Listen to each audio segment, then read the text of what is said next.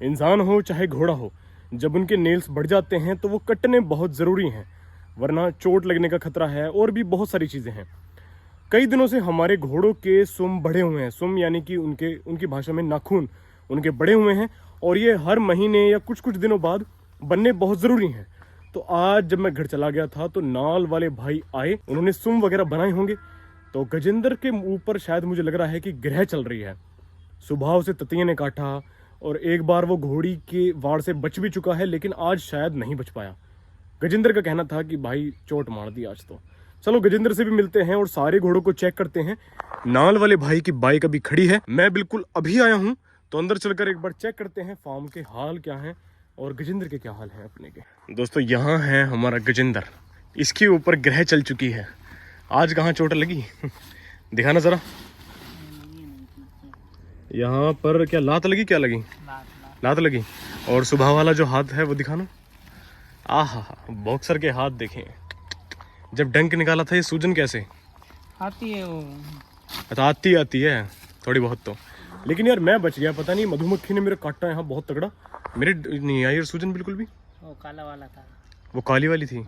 ततियाँ ज्यादा खतरनाक होता है क्या मधुमक्खी से? ये खून निकल गया था सुबह, आपको नहीं बताया मैंने? हाँ बताया था, मुझे लगा झूठ बोल रहे हो तुम। हाँ सही बात है। अरे नहीं, चलो अब काम करने में दिक्कत तो नहीं हो रही है? और ये तो क्या करें। अरे वाह शाबाश, शूरवीर है फिर तो ये। चलो अपने घोड़ों को भी देखते हैं किस किस के नाल लगी है। किस किस के लगी? सबके लग गई, रफ्तार के भी। चलो देखते हैं। दोस्तों एकमात्र अभिनेत्री बची जिसको नाल नहीं लगी। बाजीराव को भी खैर पहले से नाल लगी हुई हैं, कैप्टन को नाल की ज़रूरत नहीं, सिर्फ इसे नाल लगी हैं, रफ्तार को लगी हैं और लगी हैं अपनी काली घोड़ी को नाल।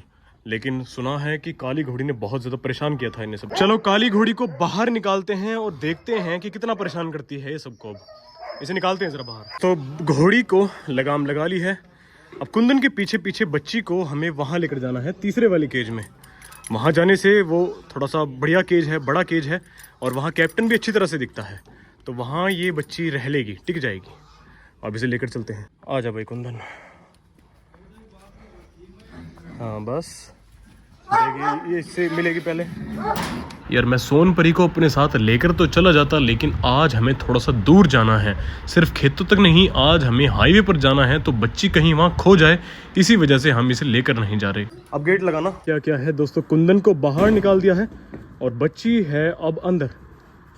यार बहुत मुश्किल होती है एक माँ को जब उसके बेटे अलग हो जाते हैं, उसके बच्चे अलग हो जाते हैं। बच्चों को भी देखो कितनी तकलीफ हो रही है और माँ को भी होती है बाहर जाकर। ना बांधो मत, रहने दो, खुली रहने दो। अरे खुद जाएगी, थोड़ी देर देख लेते हैं, थोड़ी देर देखते हैं।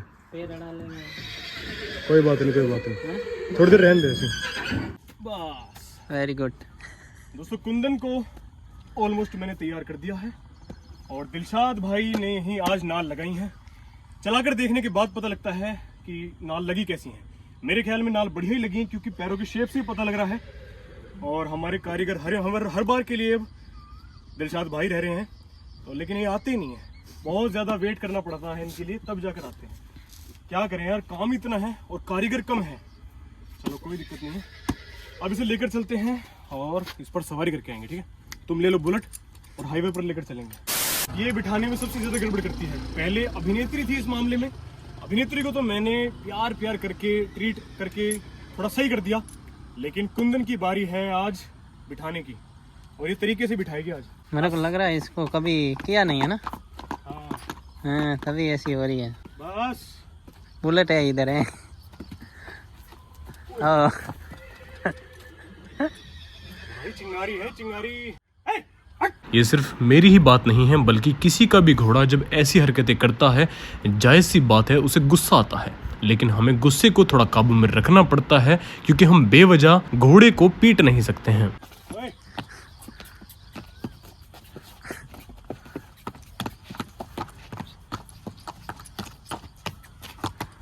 भैया ये तो बिगड़ चुकी है पूरी। उधर ले लो, उधर। कुंदन बिठाने का नाम नहीं ले रही है, लेकिन ऐसे में क्या करना चाहिए? अगर हमने कुंदन को ऐसे ही छोड़ दिया तो कुंदन अगली बार से तो कतई नहीं बिठाएगी। लेकिन आज अगर मैं ज़बरदस्ती करके भी इसके ऊपर अगर बैठ जाता हूँ तो आने वाले टाइम में ये ज़रूर कुछ ना कुछ सुधार ज़रूर करेगी बिठाने में। रकाबों के अंदर पैर डालने से पहले मुझे 10 बार सोचना होगा, क्योंकि घोड़ी बहुत ज़्यादा उछल कूद कर रही है, आगे से खड़ी हो रही है, कभी पीछे से खड़ी हो रही है, कभी मुझे बिल्कुल गिराने की सोच रही है। ऐसे में अगर मैंने पैर फंसा लिए और पैर फंसे रह गए तो अगर मैं गिरा तो घोड़ी के साथ साथ मुझे भी बेतुकी चोट आएगी। काफ़ी दिन से मैं इस तरह के घोड़े पर नहीं बैठा हूँ। लास्ट सवारी जो मैंने इस तरह के घोड़े पर की थी वो गौरव भाई के घोड़े बादल पर की थी, लेकिन हमारी कुंदन भी ऐसी ही हो जाएगी ये मैंने सोचा नहीं था। लेकिन हमें इसकी आदत बहुत जल्दी सुधारनी होगी, वरना आने वाले समय में ये राइड ही देना बंद कर देगी। सारे जतन करने के बाद आखिर में हमारी समझ में आया कि घोड़ी को थोड़ा सा आगे से पकड़ कर चला देते हैं। दोस्तों मेरी हालत इससे भी ज़्यादा पसीने मुझे आ गए हैं। क्यों आ गए हैं?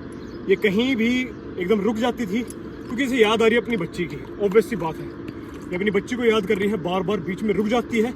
और कभी एक गहरा खेत था, वहाँ मुझे गिरा देती पक्का, पीछे को हटने लगी, इसीलिए मैं इसकी रकाबों में पैर डाल नहीं रहा हूँ। रकाबों से पैर बाहर थे, पीछे हटने लगी, एकदम मैंने छलांग मार दी, इसका एक पैर नीचे चला गया था, बाल बच गया, वरना मैं बैठा रहता, पीछे हटती रहती, नीचे खेत में जाके पड़ते। कम से कम इतना गहरा खेत होगा वो, कम से कम इतना गहरा खेत तो था, लगभग 8-10 फीट का, दिन ज़्यादा ही हो। अब ये बिठाने की नहीं है यार, मिटा देगी, लेकिन बैठेंगे इस पर थोड़ा सा। अब ये बदतमीजी कर रही है तो हम भी बदतमीजी करेंगे ना। बस कुंदन अब तो पता लग गया होगा यार कि मैं कोई पागल नहीं हूँ। थोड़ा उधर ले जा। अब मुझे यहाँ पर कई चीज़ों का ध्यान रखना होगा। साइड में गहरा खेत है, ये हाईवे है। अब यहाँ पर पक्की ज़मीन है तो पक्के पर ज़्यादा ही चोट लगेगी, चाहे घोड़ी हो या चाहे मैं हूँ। बस यार, कहाँ गड्ढे में जाती है यार। कई मिनट मशक्कत करने के बाद फाइनली अब मैं घोड़ी के ऊपर बैठने जा रहा हूँ।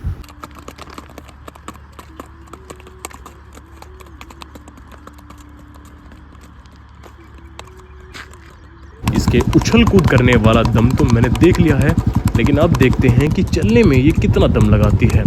आज इसे मुझे पूरा छोड़कर देखना है, लेकिन अगर ये चल पाई तो ही, क्योंकि इसका आधा ध्यान तो अंदर पड़ा है, यानी कि इसका आधा ध्यान अपनी बच्ची के ऊपर है। अभी ये ठीक से चल ही नहीं पा रही है।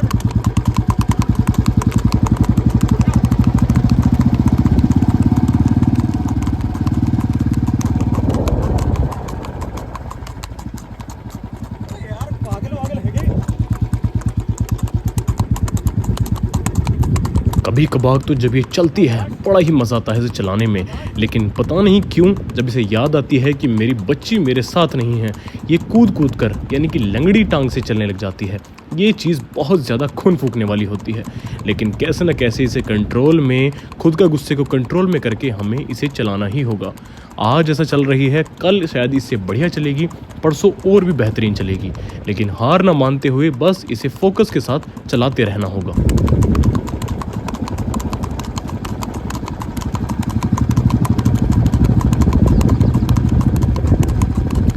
मैं झूठ नहीं बोलूंगा, लेकिन जब घोड़ा इस तरह की बदमाशी करता है किसी को भी वो घोड़ा पसंद नहीं आता, पता नहीं क्यों। ये भी थोड़ी नाराज़गी ज़रूर है इससे, लेकिन मैं समझता हूँ कि ये अपनी बच्ची की वजह से कर रही है। बस बेटा बस। अब देखो सामने वहाँ तांगे में से घोड़ी दिख गई ना, ये सिर्फ चाहती है कि उसके पास चली जाऊँ। अब हर घोड़े में इसे अपनी बच्ची ही दिखाई दे रही होगी। फिलहाल इसको लेकर चलते हैं वापस फार्म पर। अब पता नहीं, अभी ये भी पक्का नहीं पता कि वहाँ तक ये सही सलामत जा पाएगी या नहीं। पता नहीं, इशारे दे रहा हूँ, कभी मुंह मोड़ रही है, कभी कुछ कर रही है। दोस्तों जितनी बदमाशी आज कुंदन ने की है, ना तो इसी ने ही पहले की है और ना ही इतनी बदमाशी काफ़ी दिनों से हमारे कोई भी घोड़ा कर रहा है। तो गुस्सा तो थोड़ा आया है, लेकिन समझने वाली बात है, अपनी बच्ची के लिए कर रही है। इसका ध्यान ही नहीं है चलने में। अगर बच्ची होती, इसकी आसपास भी होती ना, तो बढ़िया चलती, लेकिन नहीं चल पाई। कारण था बच्ची का हेयर। पसीने भी इसे इसी वजह से आए और मुझे इसे संभालते हुए पसीने आए। अब देखो ये बेचैन जो हो रही है ना, ये सिर्फ चाहती है कि अंदर लेकर चले जाओ जल्दी से जल्दी। बच्ची से दूर होने की आदत नहीं है। ये मतलब है कि बच्ची कहाँ है, अंदर से बच्ची आवाज़ लगा रही है। इसे थोड़ा सा घुमा कर अंदर लेकर चलता हूँ, ठीक है? आपसे कल मिलते हैं।